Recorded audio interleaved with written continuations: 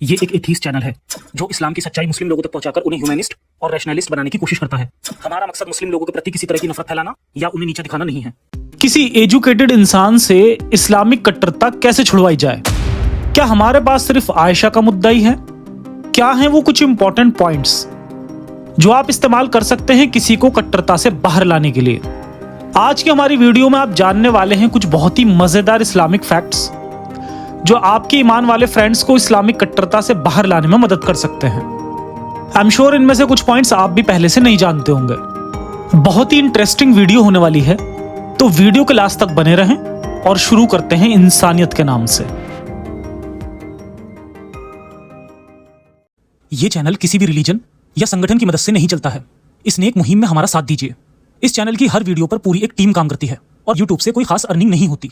इस चैनल और मिशन को बनाए रखने के लिए आपकी रेगुलर मंथली सपोर्ट की जरूरत है। इसके लिए पैट्रियन या चैनल की मेंबरशिप भी ले सकते हैं या यूपीआई और पेपाल के जरिए भी हर महीने अपनी फाइनेंशियल कंडीशन के मुताबिक सपोर्ट कर सकते हैं। इस मिशन के एक सिपाही बनिए और गर्व महसूस करिए सदी के सबसे बड़े मिशन के सपोर्टर होने पर। अक्सर मेरी लाइव स्ट्रीम या कमेंट्स में पूछा जाता है कि किसी मोमिन दोस्त या परिवार के मेंबर को इस्लाम छोड़ने के लिए कैसे इनकरेज करें।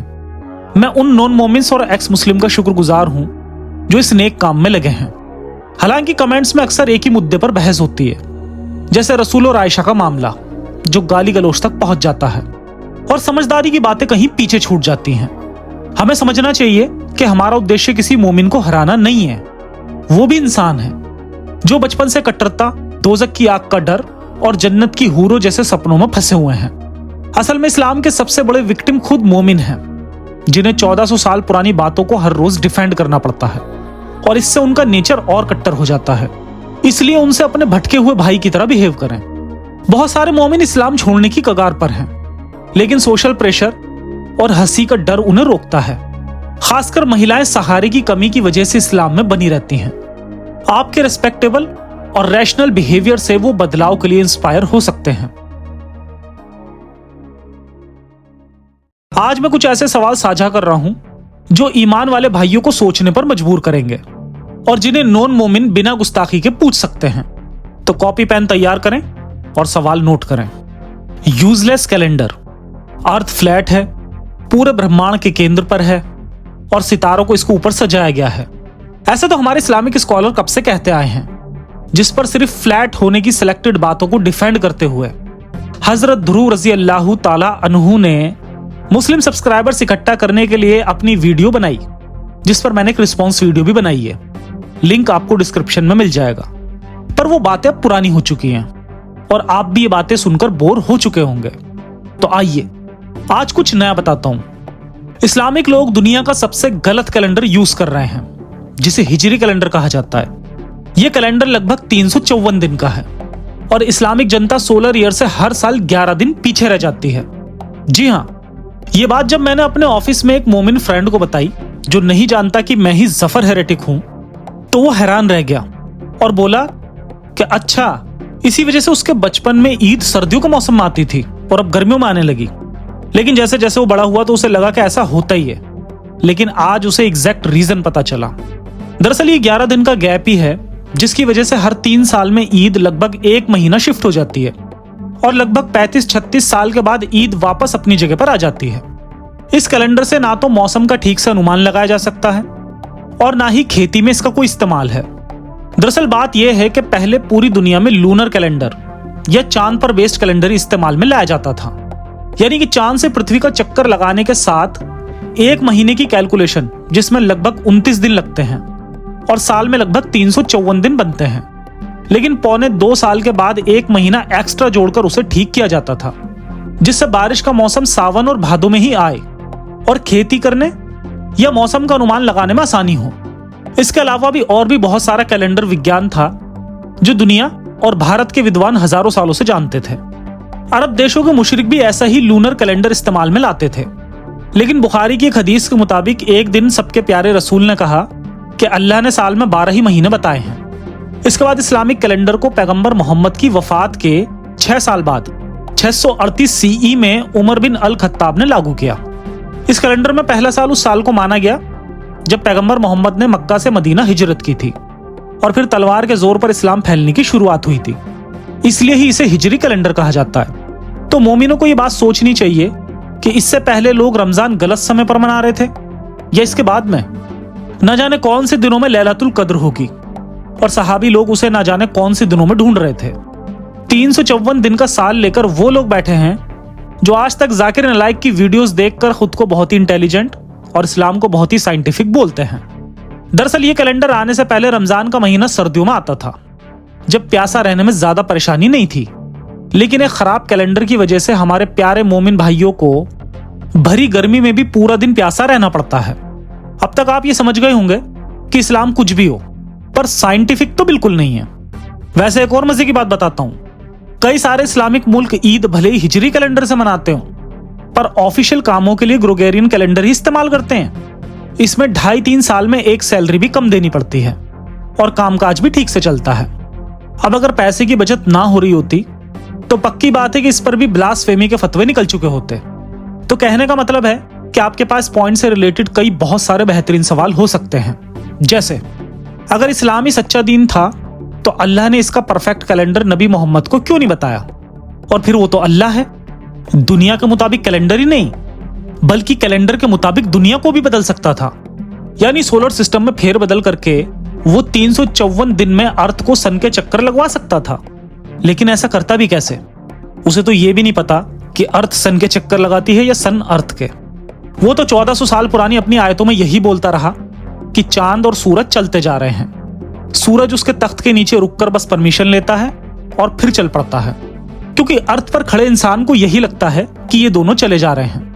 एक जगह भी जमीन के घूमने या गोल होने या सूरज के चक्कर लगाने की कोई बात कुरान की किसी आयत में नहीं मिलेगी।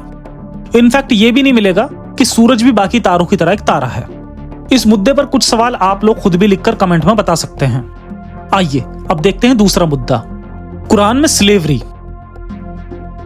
अगर आप किसी ईमान वाले भाई से सवाल करें कि क्या कुरान कयामत के दिन तक के लिए हिदायत की किताब है, तो बेशक उसका जवाब हाँ में होगा। दरअसल इसके पीछे की वजह शायद उन्हें खुद ना पता हो, लेकिन वजह यह है कि अल्लाह ने कुरान में यहूदियों और ईसाइयों की किताबों को आसमानी तो कहा, लेकिन उनको इंसानों द्वारा करप्ट बुक्स बताते हुए कहा कि अब ये नई किताब मैं दे रहा हूं और ये कयामत तक के लिए महफूज है और मैं खुद इसकी हिफाजत करूंगा। इस हिफाजत के मसले पर भी वीडियो में आगे बात करेंगे, लेकिन पहले गुलामी समझते हैं। कुरान की बहुत सारी आयतें और नबी की हदीसें भी मौजूद हैं जो गुलाम रखने के कायदे कानून की बातें करती हैं। कुरान एक आयत में लूटे गए नॉन मुस्लिम काफिलों के माल, जिसमें औरतों को भी माल ही समझा जाता था, इसको हलाल बताया गया है। जिसे पूरा कॉन्टेक्स्ट चाहिए हो वो मेरी सीरीज द मोहम्मद जरूर देखें। और गुलामी पर मुफ्ती तारिक मसूद साहब की जलेबियां और उनको दिए गए जवाब पर भी मेरी ये वीडियो जरूर देखें। अब पॉइंट ये है कि आखिर गुलाम लौंडिया रखने और उनके साथ सेक्स करने की इजाजत कैसे दी गई है। अक्सर इस्लामिक स्कॉलर्स इन बातों पर जलेबी बनाते मिलते हैं कि ये सब तो उस वक्त की बातें थीं, लेकिन अगर उनकी ये बात मान ली जाए तो फिर पूरा कुरान तो कयामत तक के लिए नहीं रहा। फिर भी कोई जलेबी बनाए कि इस्लामिक शासन में ये सब जायज है और हमारे देश में तो लोकतंत्र है, तो उसे बस इतना बताएं कि अल अहकाम अल सुल्तानिया और ऐसे बहुत सारे इस्लामिक रेफरेंसेस में दारुल हर्ब और दारुल इस्लाम का जिक्र मिलता है, जिसे the great scholar doctor Bhimrao Ambedkar ji ने भी अपनी book thoughts on linguistic state में डिस्कस किया है। तो जिस दिन दारुल हर्ब यानी जहां इस्लाम नाफिज करने के लिए लड़ाई चल रही है, दारुल इस्लाम यानी जहां इस्लाम का शासन है, इसमें बदल जाता है, तो क्या उस दिन गुलाम लौंडिया रखना जायज हो जाएगा? एक सवाल यह भी है कि अगर मालिक आदमी को औरत गुलाम से हम बिस्तरी जायज है, तो मालिक औरत को गुलाम आदमी से क्यों नहीं? अक्सर गुलाम औरतों की जिस्मी ख्वाहिशात की जरूरत ही क्यों पूरी की जाती है, गुलाम आदमियों की क्यों नहीं? इस्लाम तो खुद को दीन फितरत कहता है ना। यह भी कहता है कि आदमी में औरत से ज्यादा ख्वाहिश होती है। मर्द को 4 बीवियां भी इसीलिए अलाउड हैं क्योंकि उसकी ख्वाहिश ज्यादा है। फिर गुलाम के मामले में औरत की ख्वाहिश पूरी करने क्यों भागते थे, आदमी गुलाम की क्यों नहीं? ये दोगलेपन के अलावा कुछ नहीं। अब अगर गुलामी पुराने जमाने की बात है तो कुरान कयामत तक के लिए नहीं हो सकता, और अगर इस्लामिक दौर में गुलामी फिर आएगी तो इस्लाम बेहतर मजहब कैसे हुआ? दोनों ही सूरतों में इस्लाम गलत साबित होता है। अब अगर कोई ईमान वाला गुलामों के बराबरी के हक की बात करे तो उनसे लगे हाथ ये भी पूछ लें कि अगर उनकी फैमिली की औरतों को भी गैर मुस्लिम द्वारा इसी तरह का गुलाम बनाया जाए तो उन्हें परेशानी होगी या नहीं? देखते हैं अगला मुद्दा, कुरान की गाइडेंस, मारिया किप्तिया और ज़ैनब। ईमान वाले भाइयों का मानना है कि कुरान पूरी दुनिया के लिए एक हिदायत की किताब है, मगर एक बात बड़ी परेशान करने वाली है। अगर कुरान एक हिदायत की किताब है तो इसमें नबी मोहम्मद की पर्सनल प्रॉब्लम्स के सॉल्यूशन क्यों मौजूद हैं? अल्लाह ने कभी अपने रसूल पर औरतों की तंगी नहीं होने दी। एक आयत में उन्हें स्पेशली बहुत सारी औरतें हलाल करार की गईं। यहां तक कि कोई ईमान वाली औरत चाहे तो अपने आप को गिफ्ट भी कर सकती थी, जो बात आयशा को भी हजम नहीं हुई। और आयशा ने भी कहा कि मेरे लिए अजीब बात है कि औरतें अपने आप को नबी को गिफ्ट कर दें, और मुझे ताज्जुब है कि आपके खुदा को आपकी पर्सनल ख्वाहिशें पूरी करने की बड़ी जल्दी रहती है। खैर, कुरान में नबी की पर्सनल प्रॉब्लम्स अल्लाह ने कई बार सॉल्व की, जिनमें से एक किस्सा आता है मारिया किप्तिया का।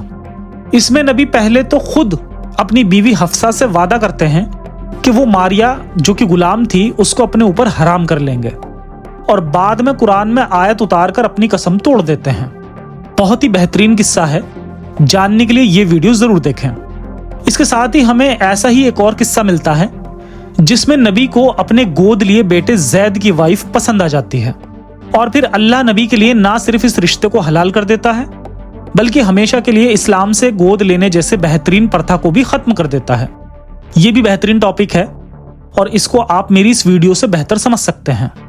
खैर, आप सवाल जरूर पूछें कि दुनिया के लिए हिदायत की किताब में नबी की पर्सनल प्रॉब्लम्स के सॉल्यूशन क्यों भरे पड़े हैं, जबकि वो जंगों का दौर था और आए दिन पूरी दुनिया में कहीं ना कहीं जंगें चल रही थीं, बेकसूर लोग मारे जा रहे थे। ऐसे वक्त में अरब की इस छोटी सी जगह में अल्लाह को अपने नबी चुनने और उसके पर्सनल मसलों में आयतें भेजना कहां तक लॉजिकल है? देखते हैं अगला मुद्दा, अल्लाह का अस्तित्व यानी एग्जिस्टेंस ऑफ अल्लाह। एक बात याद रखें, अल्लाह के एग्जिस्टेंस और गॉड के एग्जिस्टेंस में फर्क है। बहुत सारे ईमान वाले भाइयों को लगता है कि अगर खुदा है तो वो अल्लाह ही है, जबकि सच ये है कि जरूरी नहीं हर कोई गॉड में विश्वास रखने वाला कट्टर अंधा मजहबी ही हो। रैशनल सोच रखने वाले लोग अक्सर गॉड में विश्वास करते हैं, तो इससे समाज को कोई खतरा नहीं है, बशर्ते कि वो ह्यूमैनिटी को हर चीज से ऊपर रखते हों। आइए अब अल्लाह के एग्जिस्टेंस की बात करते हैं। ईमान वाले भाई अल्लाह का अस्तित्व तो मानते हैं, लेकिन अल्लाह के बारे में ज्यादा कुछ जानते नहीं हैं। सोचने की बात तो यह है कि अगर हर चीज को अल्लाह ने बनाया तो अल्लाह को किसने बनाया? पर इस सवाल को मोमिन लोग सवाल ही नहीं मानते और यही जवाब देते हैं कि जब कहीं पर कुछ भी नहीं था तब वहीं था, वहीं था, वहीं था, यानी कुन फयाकुन, और यही करके सब कुछ बनाया गया। थोड़ा ध्यान से देखें तो ये दावा थोड़ा अधूरा सा लगता है। सुनन इब्ने माजा की एक हदीस के मुताबिक सबसे पहले हर तरफ पानी है, पानी में फरिश्तों ने अल्लाह का तख्त उठा रखा है और आखिर में उस तख्त पर अल्लाह है। जब कहीं पर कुछ भी नहीं था तो अल्लाह को खड़ा होने के लिए स्टेज क्यों चाहिए थी? न जाने ओपन स्पेस में ऐसी कौन सी ग्रेविटी की शक्ति है जिसकी वजह से अल्लाह को खड़े होने के लिए तख्त की जरूरत है। अब यह भी सोचने की बात है कि अल्लाह का तख्त तो आकार में अल्लाह से भी बड़ा होगा और फरिश्ते मिलकर अल्लाह और अल्लाह के तख्त का वजन आसानी से उठा सकते हैं। ये सब पानी के ऊपर हो रहा है, लेकिन ये पूछना कि पानी आखिर आया कहां से, वैसा ही सवाल है जैसे कि अल्लाह ने सब कुछ बनाया तो बताओ अल्लाह को किसने बनाया? सूरह अंबिया की इस आयत के मुताबिक अल्लाह ने इस दुनिया के सब जानदारों को पानी से बनाया। इसका मतलब तो ये हुआ कि सारे काम डायरेक्ट नहीं हुए, बल्कि उनको करने के लिए पानी भी जरूरी है। और जायज सी बात है कि बिना तख्त के हमारे प्यारे अल्लाह उस पानी पर खड़े कैसे होंगे? इससे आगे सोचने का काम आप अपने दोस्त पर छोड़ दीजिए। अपने दीन को बचाने के लिए थोड़ी मेहनत उन्हें भी करनी चाहिए। अगला मुद्दा देखते हैं, कुरान के वर्जन्स। ये बहुत बड़ा टॉपिक है जिस पर मेरी ये वीडियो पहले से मौजूद है। अगर आपको ज्यादा इंटरेस्ट है तो रिसर्च के लिए ये वीडियो जरूर देखें, लेकिन थोड़ा शॉर्ट में समझ लेते हैं। सवाल, क्या कुरान का एक भी जेर जबर नुक्ता बदला जा सकता है? अक्सर मोमिन भाई इस पर वही जवाब देंगे जो बचपन से सुनते आए हैं कि नहीं, इसका कुछ भी कभी नहीं बदला जा सकता। तो आप उन्हें बताएं कि कुरान की सबसे पुरानी स्क्रिप्चर जो कि बर्मिंघम कुरान मैन्यूस्क्रिप्ट है, उसमें तो जेर जबर नुक्ते हैं ही नहीं। ये कूफी स्क्रिप्ट में लिखी गई है जब जेर जबर नुक्ते होते ही नहीं थे। फिर कई लोगों ने अपने हिसाब से जेर जबर नुक्ते लगाए और उसका मतलब भी बनाया। आप खुद सोच सकते हैं कि रुको मत जाओ या रुको मत जाओ। इसमें एक कॉमा इधर से उधर करने पे सारा मतलब बिल्कुल बदल जाता है। तो एक पूरी किताब का मतलब आपने बिना मात्रा, कॉमा और फुल स्टॉप के निकाल दिया, और फिर भी कहते हैं कि इसमें कुछ बदला नहीं जा सकता। इसके अलावा यह पाया गया कि इन पन्नों पर पुराना कुछ लिखा था जिसे मिटाकर उसके ही ऊपर कुछ लिख दिया गया है। दरअसल कुरान की कई सारी मैन्युस्क्रिप्ट्स पाई गई हैं, लेकिन किसी में भी मुकम्मल कुरान नहीं है। नबी के टाइम से कुरान में डिफरेंसेस पाए जा रहे हैं और तब से ही इसको ठीक करने और एक करने की कोशिश भी चल रही है, जिसमें पहली कोशिश उस्मान ने की थी, जिसने अपने वर्जन्स के अलावा बाकी सारे वर्जन जला दिए थे।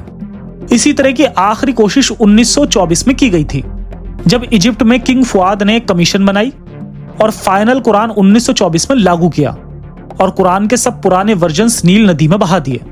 दुनिया के सब इस्लामिक देशों ने यह काम नहीं किया, इसलिए कई इस्लामिक देशों में आपको बड़ी आसानी से ये सारे वर्जन्स मिल जाएंगे। शायद आपने इन वर्जन्स के नाम सुने हों, हफ्स का, सना का, सुशी का। इसके अलावा भी सब मिलाकर 30 से ज्यादा वर्जन्स मौजूद हैं। इन सब में ग्रामर से लेकर इंटरप्रिटेशन तक में बहुत सारे डिफरेंसेस हैं। इन डिफरेंसेस का एक एग्जाम्पल आप मेरी इस पुरानी वीडियो में भी देख सकते हैं। खैर, आप canonization of Quran Google search करके इसकी सारी जानकारी ले सकते हैं। बाकी जैसा कि मैंने पहले ही बोला है कि इस पूरे सब्जेक्ट को डिटेल में जानने के लिए आप मेरी ये पुरानी वीडियो जरूर देखें। इसमें कुरान के प्रिजर्वेशन की पूरी पोल खोली गई है। अब सवाल बनता है कि अगर ये कुरान की सच्ची कॉपी है तो इसका मतलब उससे पहले के लोग गलत कुरान पढ़ रहे थे या अब गलत पढ़ रहे हैं। सवाल गहरा है पर पूछा जा सकता है। अगला मुद्दा देखते हैं, इस्लाम में फ्री विल। वैसे तो हमारे प्यारे रसूल ने सुन्नन नबी दाऊद में खुद बताया है कि अल्लाह ने सबसे पहले एक कलम यानी कि एक पेन को बनाया और पेन ने पूछा कि क्या लिखूं, तो अल्लाह ने उसे कयामत के दिन तक का सब लिख देने के लिए कहा। आखिरत के दिन तक सब कुछ लिखा जा चुका है। फिर भी आप अपने दोस्त से पूछ सकते हैं क्या इस्लाम में फ्री विल है। इस पर ईमान वाले भाई बिना सोचे समझे कूल बनते हुए जरूर बोलेंगे कि हाँ, इसमें फ्री विल है। इस बात पर आप उन्हें बता सकते हैं कि उसके बाद वो कलम हमेशा हमेशा के लिए सूख गई, तो तुम्हारे पैदा होने से पहले जो लिख दिया गया है कि तुम्हारे सामने कैसे हालात आएंगे और तुम उसमें क्या करोगे, तो बताओ फिर आपकी फ्री विल कहां गई। कहां गए वो लोग जो कहते हैं कि जिंदगी तो एक इम्तिहान की जगह है, जब पेपर देने से पहले ही लिख दिया गया है कि किसको पास करना है और किसको फेल। तो ये कैसा एग्जाम हुआ भाई।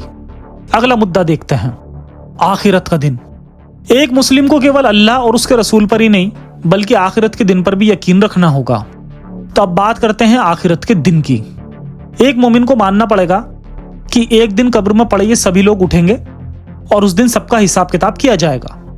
इस पर सीधा सा सवाल बनता है कि कयामत का दिन कब आएगा। इस बात पर अक्सर मोमिन जवाब देंगे कि कयामत की निशानियां पूरी हो जाएंगी तब। कयामत की निशानियां ये तो एक्स्ट्रा फीचर्स थे, लेकिन सही मुस्लिम की इस हदीस के मुताबिक रसूल अल्लाह ने एक बच्चे को देखकर यहां तक कहा कि ये बड़ा होकर मरेगा भी नहीं और कयामत का दिन आ जाएगा।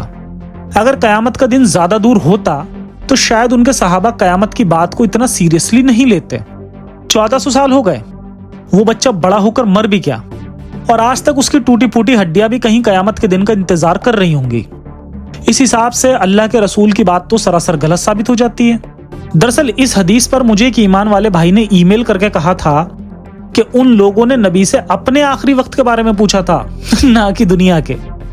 अब इनसे कोई पूछे कि कुछ बुजुर्ग लोग अपना आखिरी वक्त पूछने आएंगे तो भला एक छोटे बच्चे से उनकी जिंदगी कंपेयर करना कहाँ का लॉजिक है। ये तो कोई छोटा बच्चा भी बता सकता है कि बुजुर्ग लोग पहले मर जाएंगे और जो बच्चा अभी छोटा है वो बड़ा होकर बाद में मरेगा। तो क्या नबी करीम इस तरह से बच्चों वाली प्रेडिक्शन करते थे? ये बिल्कुल बेतुकी जलेबी है। हदीस से साफ पता चलता है कि ये लोग दुनिया के आखिरी वक्त की ही बात कर रहे थे, जिस पर नबी ने छोटे बच्चे की ओर इशारा करके दुनिया के ही आखिरी वक्त की प्रेडिक्शन की है। इतनी बात मैं समझ सकता हूं कि 7वीं सदी के अंधविश्वासी जाहिल लोग ये बात मान सकते थे कि कयामत का दिन आएगा जिस दिन सबको ऊपर उठाया जाएगा। लेकिन दुख तब होता है जब मैं देखता हूं कि आजकल के पढ़े लिखे डॉक्टर्स भी इस बात पर विश्वास करते हैं कि गड़े मुर्दे एक दिन उठेंगे। अगला मुद्दा देखते हैं, मोहम्मद की वफात। किसी के सामने ये सवाल सिर्फ तब रखें जब आपका दोस्त इस्लाम से बाहर आने की राह पर हो और इसकी गलतियां मानने लग गया हो। पैगंबर मोहम्मद ने सूरह 69 में फरमाया है, कुरान की एक सूरह में कहा गया है कि अगर पैगंबर मोहम्मद कुरान में कोई झूठी आयत बनाए तो अल्लाह उसकी नस काट देंगे। और अगर आपका अल्लाह में विश्वास है तो हाँ, अल्लाह ने वैसा ही किया। बुखारी के हदीस के मुताबिक पैगंबर मोहम्मद को खैबर की जंग के बाद किसी ने धोखे से जहर दे दिया, जिसमें उनकी वफात हुई। और ये बात हम नहीं कह रहे, बल्कि रसूल ने खुद कही थी कि खैबर में खाए उस जहर के बाद मेरे गले की नस कट रही है। और अधिक जानने के लिए आप हमारी ये वीडियो जरूर देखें। आपके किसी भी ईमान वाले दोस्त में अगर थोड़ा सा भी लॉजिक है तो उसे कोई ना कोई पॉइंट जरूर हिट करना चाहिए। जहालत एक बीमारी है और आप हमारे कंटेंट को शेयर करके इसका एंटीडोट फैला रहे हैं, जिस पर आपको खुद पर गर्व होना चाहिए और हम आपका तहे दिल से शुक्रिया अदा करते हैं। आज की वीडियो कैसी लगी कमेंट करके जरूर बताएं। अगर इसका पार्ट 2 चाहते हैं तो भी कमेंट में बताएं। और वीडियो में दिए गए किसी भी मुद्दे पर आप खुद भी लॉजिकल सवाल कमेंट्स में जरूर लिखें, जिससे आप जैसे ही दूसरे भाइयों की भी मदद हो सके और लोग कट्टरता को छोड़कर इंसानियत के रास्ते पर आ सकें। अपना ख्याल रखें। इंसानियत हाफिज।